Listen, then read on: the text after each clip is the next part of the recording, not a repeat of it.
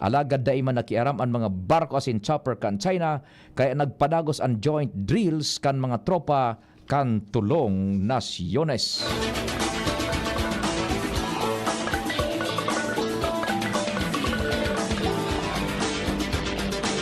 Nakapagrehistro ang COMELEC nin 5 kandidato sa pagkasenador na perming nagbabalgar sa pagpaupot nin mga campaign materials sa katatapos pa sa ng Oplan Baklas. Sigun kay COMELEC Chairman Abogado George Erwin Garcia, ang 5 kandidato na mga ini ang consistent na nahihiling sa manlain-lain na rehiyon. Alagad daiman pinangaranan ni Garcia ang 5 kandidato asin sinabi niya na sa indang pigbayular iyon sa lang sukol kan mga posters na nakabugtak sa mga bako common poster areas. Dagdag pa niya na papadarahan na nindain ni notice tanganing suguon na halion ang mga illegal na campaign materials sa laog nin tulong aldaw. Sinabi niya na dain nakaipon na simbagon ang notice basta tangkason kaini ang mga illegally posted na campaign materials. Kung dahi man magsunod ang kandidato, papadarhan na inining show cause order tanganing mag-esplikar. Para kay COMELEC Chairman Garcia, matrangkilo ang pagpuon kan campaign period para sa mga kandidatos sa pagkasenador asin party lists. Nagtutubod naman siya na mag-iba pa ini sa panahon kan kampanya para sa lokal na level na mapuon sa Marso 28, kaya naman padagos sindang nag-monitor.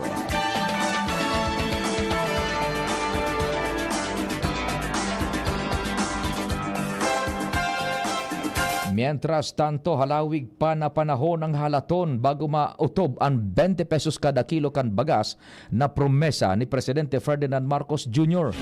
Ini ang pinagkonfirmar kan Department of Agriculture matapos haputon kung madali nang mautob ang presyo kan bagas sa nasyon sa 20 pesos kada kilo. Sigun kay Agriculture Secretary Francisco Chiu Laurel Jr., pwedeng maka-experience nin masababang presyo kan bagas na nasa 30 pesos sa 40 pesos kada kilo sa irarom kan administrasyon ni Presidente Ferdinand Marcos Jr. Afuera ka ini, padagos pan epekto kan downtrend kan global rice prices asin mga government interventions. Enot nang ibinaba kan DA ang presyo kan bagas na nasa irarom kang Rice for All program kung saan hali sa 35 pesos kada kilo, nagbaba ini sa 33 pesos kada kilo.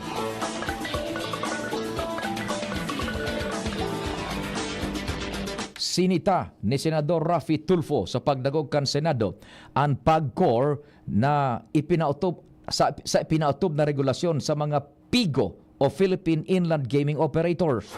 Sigun kay Tulfo, dapat na mas maalarma ng unyan ang gobyerno sa PIGO dahil posibleng umabot ang panahon na mas dakol ng Pilipino ang ma-involto asin maging dahilan para sa pagtaas kan krimen.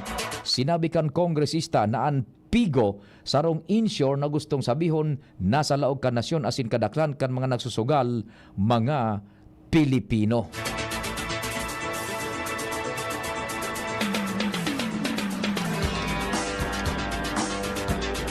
Nakabuelta na sa Pilipinas ang 74 OFWs hali sa Lebanon, sigun sa Department of Migrant Workers. Sigun sa DMW, nag-abot ang mga OFW sa Ninoy Aquino International Airport Terminal 3 kan Pebrero 11. Kasabay ang 74 Pinoy sa voluntaryong nag-avail kan repatriation program kan gobyerno. Sa ngunyan, sobra sa 1,564 OFW asin 65 dependent ang totalmenteng numero kan ligtas na nakabalik hali sa Lebanon kan magpunang Israel-Hamas conflict kan Oktubre 2023. Mientras tanto, balik Pilipinas naman ang nasa 29 overseas Filipino workers hali man duman sa Israel na voluntaryong nag-uli sa irarom kan repatriation kan gobyerno. Susug ini sa direktiba ni Presidente Ferdinand Marcos Jr. na tabangan ang mga Pilipinong naipit sa ribok kanasabing nasyon. Segun sa DMW, ang mga OFW nag-abot sa Ninoy Aquino International Airport Terminal 3 lunad kan Emirates Flight EK332.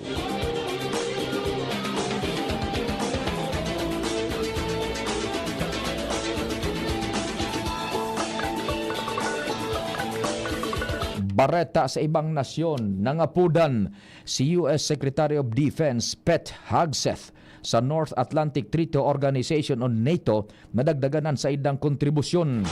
In connection ini sa pagtabang kang NATO sa mga nasyones na nahahampang sa ribok arog kan Ukraine. Sinabi kaini na may dakulang papel ang NATO asin mga European members kaini para mapalakop ang katrangkilohan.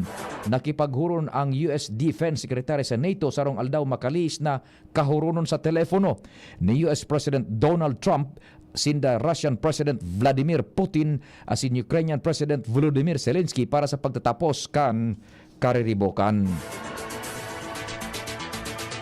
Ultimong bareta sa lado kan Karawat. Nakahanap ng ngunyanin bagong sports matapos na magretiro sa tennis si Steffi Graf.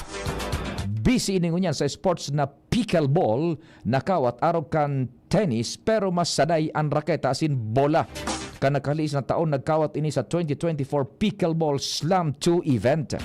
Maging naagum kaini na si Andre Agassi ang nagkakawat naman matapos na daogun niya ang tennis legend John McEnroe pati na si Maria Sharapova sa Hollywood, Florida.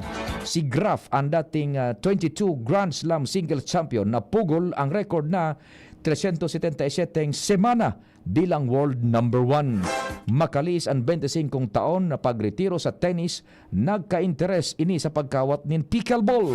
Ang nasabing sports ang makaskas na nagsisikat sa launin apat na magkakasunod na taon sa Estados Unidos de America. Igwang halos 49 milyones na adults ang nagkakawat kani sa bilog na kinaban kan taon 2022 asin taon 2023. Sa pangarang ka nagsururat ka ng informasyon sa Panginot ni News Director Mar de la, Angel Mustasa, Jen Matthew Baliran, Mega Force Patrol, June Napoli sa Control Technical sa IT si Jerome Nico Martinez, kasarabay ang OJT sa Halay sa College si Ernesto Bravo asin Jan April Ostero. Ako po si P. Fernandez. Salamat, marhay na hapon.